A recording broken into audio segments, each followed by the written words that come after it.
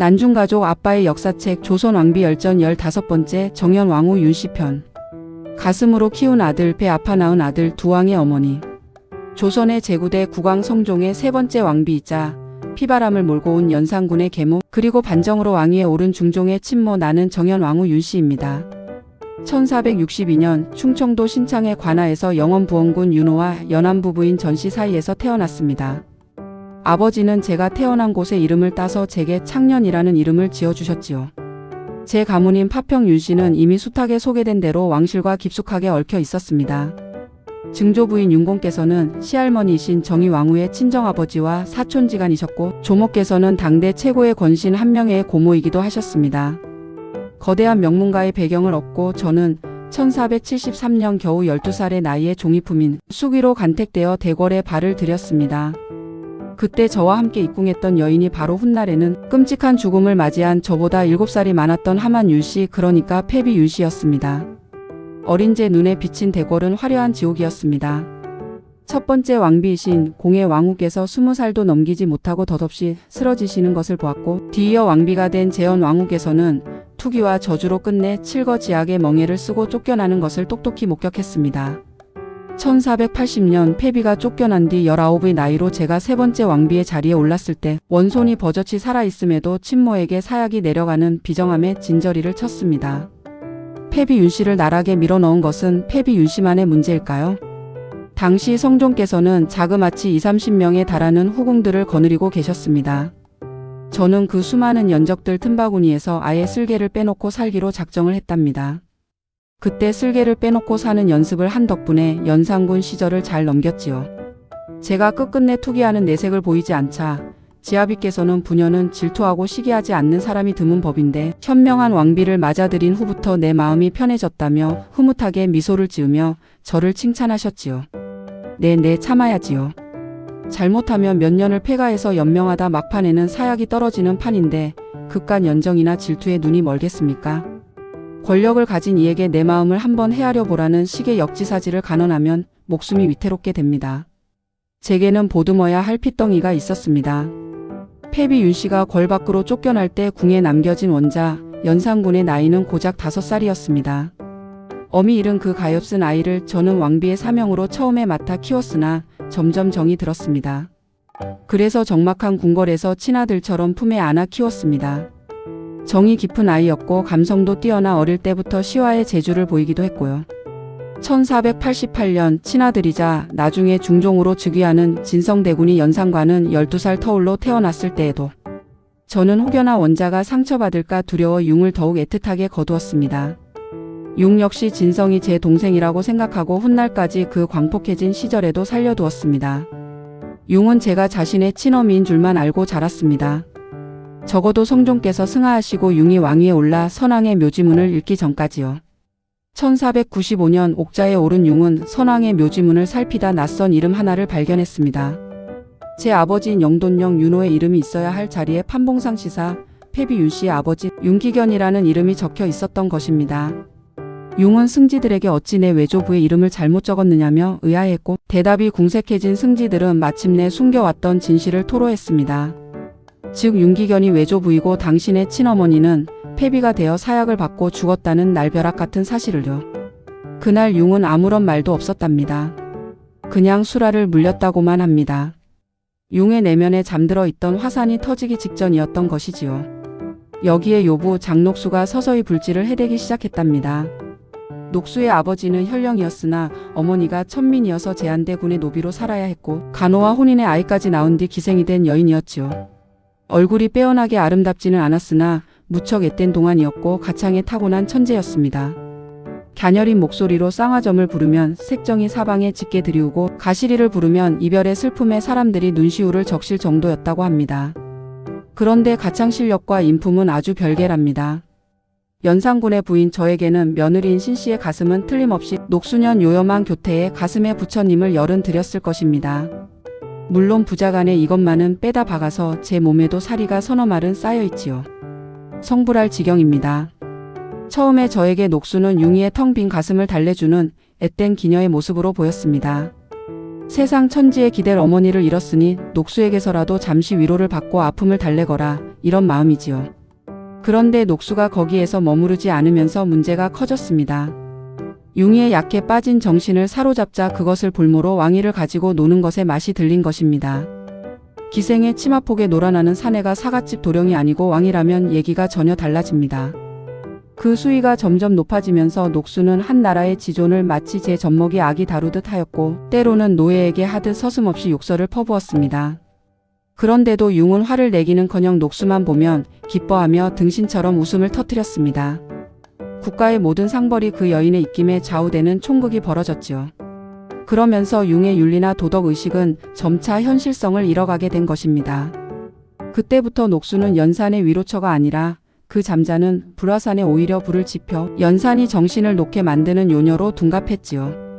융은 어릴 적 자신을 따뜻하게 돌봐준 큰어머니 승평부 대부인 박씨에게 과도할 만큼 집착하며 결핍된 모성애를 갈구했습니다. 융과 큰어머니 사이에 해괴한 추문이 돌다 박씨가 결국 숨을 거두자 장녹수는 극심한 질투심에 눈이 멀어 박씨가 죽은 지 불과 보름 만에 그녀가 지녔던 포구와 염전을 강제로 빼앗아 버렸습니다. 권력욕을 넘어선 그 기괴한 질투와 통제욕. 그 여인은 융의 타락을 부추기는 맹독이었으며 종국에는 반정군에게 붙잡혀 참수당하고 수많은 백성들에게 찢긴 시신 위로 돌팔매질을 당하면서 요녀의 최후를 맞았지요. 왕실의 핏줄이 한낱 창부의 손에 놀아나는 그 서글픈 민낯을 지켜보는 것은 어미인 제게는 살이 찢기는 형벌과도 같았지만 좀처럼 바로잡을 길이 없었습니다. 어쩌면 그 불같은 성정은 패비 윤씨를 닮았는지도 모릅니다. 그 불길에 녹수가 부채질을 한 것입니다. 결국 1504년 갑자년 피바람이 불어 닥쳤습니다. 패비 윤씨가 죽으면서 남긴 한 덩어리 피 묻은 적삼이 윤씨의 어머니를 통해 연산에게 전해진 것입니다.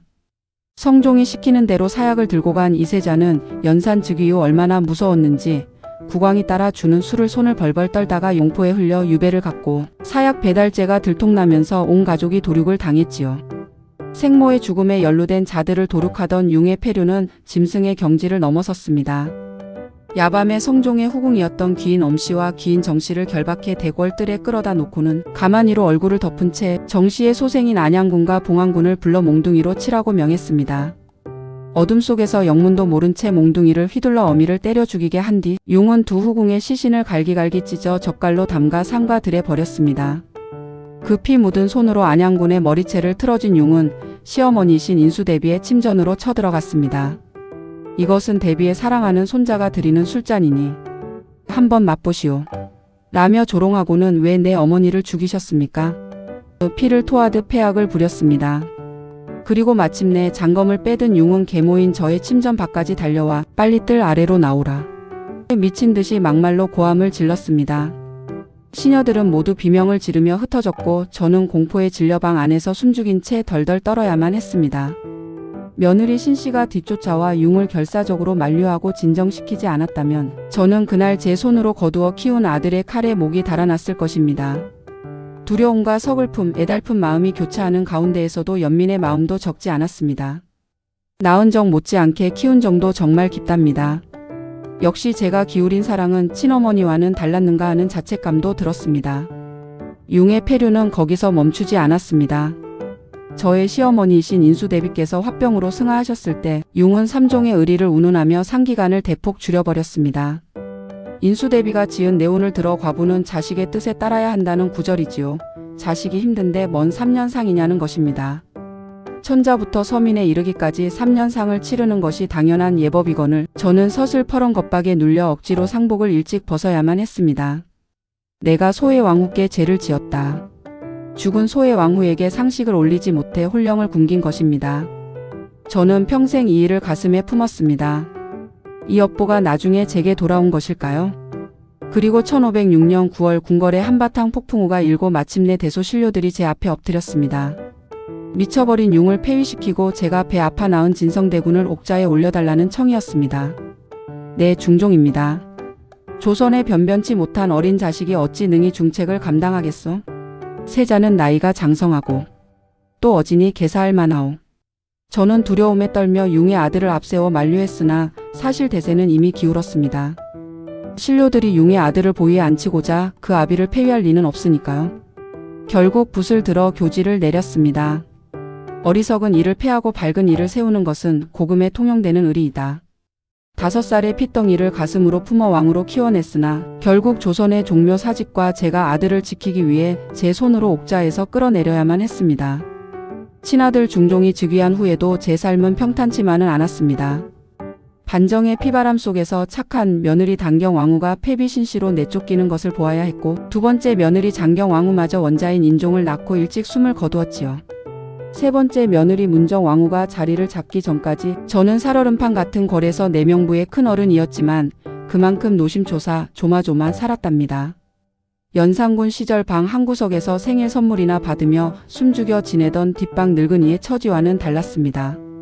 승정원의 대신들은 제게 문안을 올리며 정치적 조언을 구했고, 저는 흔들리는 국정을 다잡는 데 힘을 보탰습니다. 중종 22년인 1527년 궐 안에 불에 탄 쥐를 매달아 세자인 인종을 저주한 끔찍한 작서의 변이 터졌을 때 폐비 윤씨의 일이 생각나 뒷짐만 지고 있지 않았습니다. 직접 해순 옹주의 여종들을 잡아들여 내쫓았고, 아들 중종에게 경빈 박씨가 유력한 범인이니 철저히 조사해야 한다며 단호한 서찰을 내려 흔들리는 기강을 바로잡았습니다. 사람이 나이가 든다고 어른이 되지는 않습니다. 무엇인가 지킬 것이 있어야 독한 결정도 내리고 스스로 위험도 세우게 되지요. 저에게는 자식들이었습니다. 1530년 제 나이 69. 오랜 천식과 심장이 답답하고 두근거리는 증상으로 10여 년을 고통받으며 병석에 누워있으면서도 저는 기력이 약한 아들 중종과 손자 훗날의 인종이 제 장례 때 유교의 엄격한 상례만을 따르다 몸이 상할까 걱정했습니다. 너희는 몸이 약하니 무조건 옛 예법만 따르려 하지 말고 상황을 보아 적당히 조절하여라. 승하하기 8년 전부터 일찌감치 남겨둔 그 조언은 평생 살아남기 위해 뼈를 깎는 예법에 갇혀 살았던 제가 제 핏줄들에게 건넬 수 있는 마지막 배려였습니다. 높은 자리가 좋은 자리가 아닙니다. 언젠가 죽을 때 오장육부를 도려내는 슬픔이 없어야 좋은 자리입니다. 여인의 삶은 너무 짧고 어미의 역할만 남는 것이 궁궐 여인들의 운명일까요?